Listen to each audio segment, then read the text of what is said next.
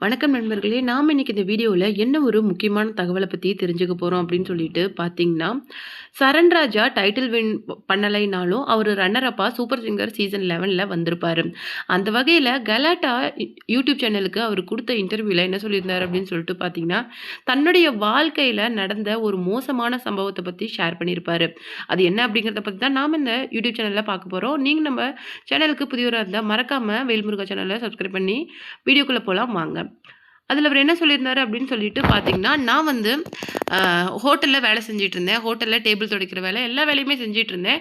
கிட்டத்தட்ட நான் டேபிள் துடைக்கிறவலாம் உள்ள போயி, அதுக்கப்புறம் மாஸ்டர் ஆயி, அப்புறமேலு எல்லா இதுலயுமே நான் ஒர்க் பண்ணியிருக்கிறேன். அந்த வகையில ஒரு தடவ நான் வந்து வயசுல அதிகமானவங்கள நான் ஐயா அப்படின்னு தான் கூப்பிடுறது வழக்கம். ஏன்னா தமிழ் மேல எனக்கு பற்று ஜாஸ்தி அப்படிங்கிறது நான் இங்க வந்தப்புறம் தான் நெறைய பேருக்கு தெரியும். ஆனா நான் வந்து ஒருத்தர் வந்து சாப்பிட வந்தப்ப நான், "ஐயா உங்களுக்கு என்ன வேணும்?" அப்படிங்கிற மாரி கேட்டிருந்தேன். அவரு இந்த மாரி கொண்டுட்டு வர சொன்னாரு. நான் போய் கொண்டுட்டு வந்தேன்.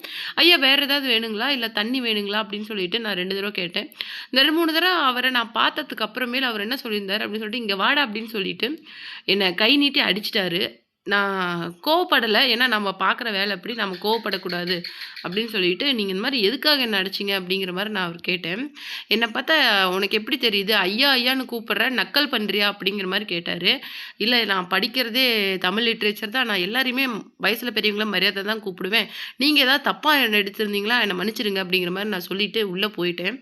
ஆனா, அவரு அப்புறம் சாப்பிட்டு கெளம்பிட்டாரு. ஆனா, ஓனர் வந்து என்ன கூப்ட்டு, "நீ ஒண்ணும் தப்பா நெனச்சுக்காதப்பா" அப்படிங்கிற மாரி சொன்னாரு. ஆனா, என்னுடைய வாழ்க்கையில நான் குடுத்த மரியாதைக்கு எனக்கு கிடைச்ச இது விலையா அப்படின்னு சொல்லிட்டு நான் நெறைய நாள் வருந்திருக்கிறேன்.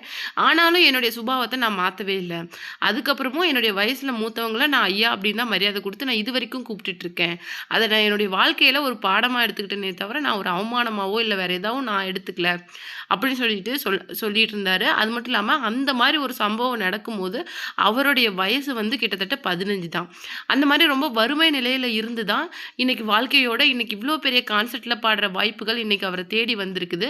அத பத்தி நீங்க என்ன நெனைக்கிறீங்க? அப்படிங்கிற உங்களுடைய கருத்துக்கள மறக்காம கமெண்ட் பாக்ஸ்ல குடுத்துருங்க.